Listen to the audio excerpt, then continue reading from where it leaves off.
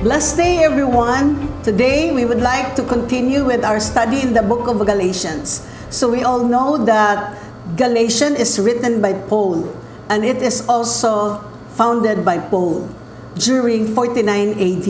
AD is Anno Domini, which means in the year of our Lord. And this is before the Jewish Council, Jerusalem Council. So the purpose is to refute the Judaizers who thought that Gentile believers must obey the Jewish law in order to be saved, and to call Christians to faith and freedom in Christ. We are already saved by faith in the finished work of Jesus. So that's why the key verse of this book is in 5:1. Christ has truly set us free, and we should not be entangled by any yoke of slavery. So brothers and sisters, the title of our message this morning is Be a Child of God by Faith. So this is taken from Galatians 3:15 to 29. So letter A, the law and the promise. Verse 15, Dear brothers and sisters, here are an example from everyday life. Just as no one can set aside or amend an irrevocable agreement, so it is in this case. So verse 16, God gave the promises to Abraham and his child. And notice that the scripture doesn't say to his children, as if it meant many descendants. Rather, it says to his child, and of course, that means Jesus Christ. Verse 17, it says there, this is what I'm trying to say. The agreement God made to Abraham could not be canceled. 430 years later, when God gave the law of Moses, God would be breaking his promise. So we know that the death of our Lord Jesus Christ is God's provision for salvation. Abraham believed God and his promise, although they would not made fully be evident until centuries later on the cross. So mga kapatid, ang salvation po noong unang panahon in the Old Testament before Christ are those who hope for the coming of Jesus. So God promised Abraham, and Abraham answered in faith, even during trial of God, asking him to offer his son, his only son, Isaac. So, God promises to save us when we trust in God and take him at his word, just like our father Abraham. We know in greater detail how God worked out his plan of grace in Christ. So we have much less excuse for our unbelief because we are in the year of our Lord. So brothers and sisters, the Bible, praise God, is open to us. We can read the Word of God every day of our lives, praise God, so that we will have check and balance. So verse 18, it says, For if the inheritance could be received by keeping the law, then it would be the result of accepting God's promise. But God graciously gave it to Abraham as a promise. So brothers and sisters, we have an inheritance with God. Praise God, we are co-heirs of Jesus because, praise God, we put our faith in the finished work of Jesus. We are therefore a child of God. So in verse 19, it says, why then the law was given? It was given alongside the promise to show people their sins. But the law was designed to last only until the coming of a child who was promised. God gave his law through his angels to Moses, who was the mediator when he gave his promise to Abraham. So, brothers and sisters, we see here that why did God give the law? Para malaman natin na nagkasala tayo sa harapan ng Diyos. So we know that we have sinned against God and we cannot save ourselves. And out of that, we are driven to trust God by faith for our salvation. So, in verse 19, why then the law was given? It was given alongside the promise to show, praise God, so that we know we cannot save ourselves. And then God gave the law through his angels, Moses, who was the mediator when he gave his promise to Abraham. So brothers and sisters, the law has to function. On the positive side, it reveals the nature of God, God's moral attribute. So marami pong nagsasabi, ibig mo bang sabihin, Sister Malu, itapon na yung lumang tipan, hindi na natin babasahin? Basahin pa rin po. Why? Because we know God's moral attribute because of the Old Testament. Like, for example, the moral attribute of God, God is holy. We find it in Exodus 15:11 and 1 Samuel 2 verse 2. Then we know that God is righteous. So we also know from the Old Testament, Psalms 116 verse 5, Ezra 9 verse 15. So, brothers and sisters, we know God is holy, righteous, merciful. God is love. We have 1 John 4:8. We have John 3:16. We have 1 John 3:16. Praise God.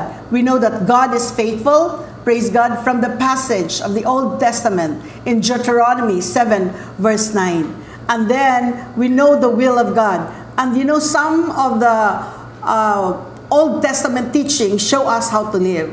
So, on the negative side, the law points out people's sin and show them that it is impossible to please God by trying to obey all the laws completely. The 10 Commandments, may nakasunod na po ba dyan? Wala pa. Kasi kung isa lang ang nilabag mo, you are guilty of the whole 10 commandments. So, you know, ang dami pa. It's not only the 10 Commandments, there are 613 laws. Amen. Festivals, rituals that you need to follow. Praise God. If you want to to obey the law of Moses. So it says here in verse 20, now the mediator is helpful if more than one party must reach an agreement. But God, who is one, did not use a mediator when He gave His promise to Abraham. You know, when God gave His promise, it is God Himself who gave it to Abraham. But you know, when God gave the law of Moses, He gave the law of Moses through an angel, the mediator. You know, when God gave the promise to Abraham, He did it by Himself, without angels or Moses as the mediator. Praise God. The Jews believe that the 10 Commandments have been given to Moses by angels. So we see that in the speech of Saint Stephen in Acts 7:38 to 53. Paul was showing the superiority of salvation and growth by faith over trying to be saved by keeping the Jewish law. So we cannot really be saved by observance of the Jewish laws. So, brothers and sisters, we are saved by putting our faith in the finished work of Jesus. And when you put your faith in the finished work of Jesus, you are a child of the Most High God. Praise God. So Christ is the best and only way by God for us to come. Praise God. He is the best and the only way. So in 1 Timothy 2:5, it says here, for there is one God and one mediator between God and man, the man Jesus Christ. So verse 21, is there a conflict then between God's law and God's promises? Absolutely not. If the law could give us new life, we could be made right with God by obeying it. But we cannot be made right with God by obeying the law. It is, brothers and sisters, by putting our faith in the finished work of Jesus. In verse 22, but the scriptures declare that we are all prisoners of sin. So we receive God's promise of freedom only by believing in Jesus Christ, that we are set free. Praise God. So letter B, you know, we are God's children through faith. So brothers and sisters, be a child of the Most High God. Before faith in Christ delivered us, we were imprisoned by sin. Kung anong gusto ng kaaway na gagawin mo, magsigarilyo ka, you cannot say no. O immorality ka, you cannot say no kasi grabe ang lakas ng kapit ng kasalanan sa buhay ng bawat isa sa atin. We are beaten down by the past mistakes and choked by the desires that we knew we were wrong. That's why we are already a Christians. We are so condemned. And when you are condemned, of course, meron tayong sakit at karamdaman. So the only way for you to be healed from whatever sicknesses and diseases that you have is to put your faith in Christ. Praise God. So, you know, God knew we were prisoners of sin, but He provided a way of escape, and that is faith in Jesus Christ. Without Christ, everyone is held on sin's grasp. We are all captives of sins, brothers and sisters, without Jesus Christ. And only those who place their faith in Christ will get out of it. So, makakaalis lang tayo sa anumang bitag sa atin ng kaaway kung tayo ay patuloy na ilagak ang pananampalataya kay Kristo Jesus. So look to Christ. He is teaching out to us to be set free. Amen. If the Son of Man sets you free, you are free indeed. So verse 23, before the way of faith in Christ was available to us, we were placed under guard by the law. We were kept in protective custody, so to speak, until the way of faith was revealed. So verse 24, let me put it in another way. The law was our guardian until Christ came. It protected us until we could be made right with God through faith. Praise God. So ang batas po ay hinahalin tulad dito na parang ating tutor. Tinuturuan tayo. Okay, thou shalt not bear false witness against God, or you should not take the name of Lord thy God in vain. Honor your mother. Praise God, thou shalt not kill. Praise God, thou shalt. So marami pong thou shalt not. Praise God. So, yan po ang tinuturo sa atin ng batas. Yan po ang tinuturo sa atin ng tutor natin na walang iba kundi ang batas. Ngayon, dumating na. Praise God. Verse 25. And now, that the way of faith has come, we no longer need the law as our guardian. So, brothers and sisters, andyan na ang ating Panginoong Hesus. Tinapos na niya lahat ng pagtubos niya sa lahat ng ating sakit at karamdaman, kasalanan, ano man yung mga kailangan natin ng deliverance from whatever bondages that we have, brothers and sisters. So the law pictures as a guardian is similar to a tutor, giving supervision to a young child. We no longer need that kind of a supervision, brothers and sisters. The law teaches us the need for salvation. Hindi natin kayang iligtas ang ating mga sarili. So, kailangan nating tagapagligtas. That's why it's a tutor that would lead us to Christ. That it is only through faith in Christ that we are saved. So, we cannot saved again by keeping the law. We must trust in the Lord Jesus. The Old Testament still applies today. In it, God reveals His nature, His will for humanity, His moral laws, and the guidelines for living. Verse 26, for you are children of God by faith in Jesus Christ. You can only become a child of God by faith in Jesus Christ. When you put your faith in the finished work of Jesus, you are a child of the Most High God, brothers and sisters. So be a child of the living God. So that's the title of our message, because it is the will of God that no one should perish, but everyone should come to repentance. Brothers and sisters, I encourage you today to become a child of the I Am. It is not I was or I will be, the I Am, your God. Whatever you need Him to be, He will be as your Father. He will continue to heal you, provide all your needs, and deliver you from whatever bondage now. Because faith is now, and the I Am, your Father, is now.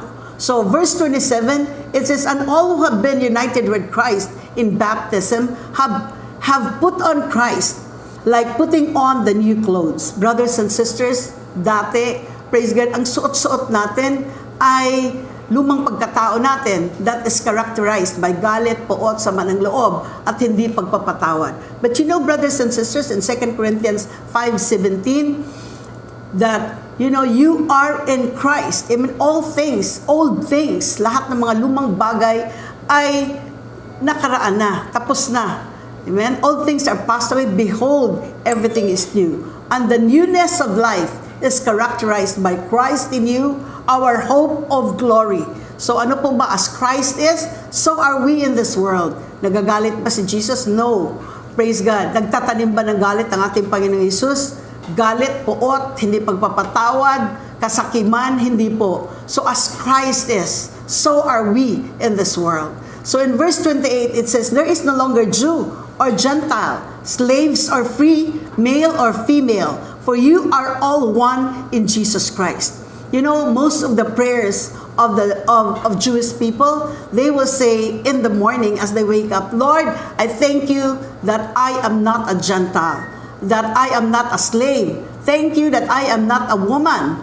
Praise God. So, the role of women was enhanced by Christianity. Faith in Jesus Christ transcends these differences and make all believers one in Christ. So we make sure that we do not impose the distinction that are in Christ, that Christ has. So brothers and sisters, hindi na po importante your ethnicity, whether you are an Igorot or a normal Filipino, civilized one, or kung saan ka man, maybe you're British, American, Australian, whatever. So hindi na po babae ka, lalaki ka, or boss ka, ang laki ng katungkulan mo, super rich ka, hindi na po nakatingin ang Panginoon dyan, mga kapatid. Kasi we are all one. Pare-pareho lang po ang tingin ng ating Panginoong Hesus. God is a no respecter of person. Ang tinitingnan po ng Panginoon ay yung puso natin. Kung yung puso ba natin ay handang magpasakop sa ating Panginoon. Brothers and sisters, hindi na rin nakatingin ang Panginoon kung babae ka o lalaki ka. Lalaki ka, you are more superior, ikaw lang yung ginagamit ng Panginoon. Hindi po, mga kapatid. Ang ginagamit po ng Diyos ay those who are available to Him. God is not interested whether you're a man or a woman. He's interested not even your ability, brothers and sisters, but your availability. Are you available for God? Praise God. So, faith in Christ transcends these differences. Praise God. Because all are believers, we are an heir of God. Pare-pareho tayo, tagapagmana ng ating Panginoong Hesus. Praise God. We are treated by God equally. No one is more privileged than or superior to anyone else. As I have said earlier, God is a no respecter of person. Praise God. In verse 29, and now that you belong to Christ, you are the true children of Abraham. You are His heirs, and God's promises to Abraham belongs to you. So, like for example, in Genesis 12:3, this is God's promise to Abraham. I will bless those who bless you. I will curse them that curses you. And all the people of this world will be blessed through you. Praise God. So, the original promise to Abraham was intended for the people of the world, not just for Abraham's physical descendants. All believers participate in this promise and are blessed as children of Abraham. So brothers and sisters, I would like to lead you into a prayer of acceptance for you to become a child of the Most High God. So sa Tagalog po at saka sa English. Lord Jesus, I believe that you are the only way to the Father. Lord Jesus, I believe you died for my sins. On the third day, you rose again. Lord Jesus, I put my trust and faith in the finished work, in your finished work. So brothers and sisters, sa Tagalog po, sumunod kayo. If you are not yet a child of God, so be a child of God. Panginoong Hesus, nanampalataya po ako na ikaw ang kaisa-isang daan patungo sa langit. Panginoong Hesus, naniniwala ako na ikaw ay namatay sa aking kasalanan, nilibing, pagkatapos ng 3 araw ay nabuhay naman muli. Panginoong Hesus, maraming salamat dahil pinatawad mo ako sa lahat ng aking kasalanan. Nagsimula nung ako'y nagkaisip hanggang sa ngayon. Panginoong Hesus, ikaw na po ang bahala sa aking buhay. Magsimula ngayon hanggang ako ay lilipat na ng address sa langit. Panginoong Hesus, binibigay ko sa iyo lahat ng kapurihan, pasasalamat, karangalan sa pangalan ng ating Panginoong Hesus. Amen. Amen.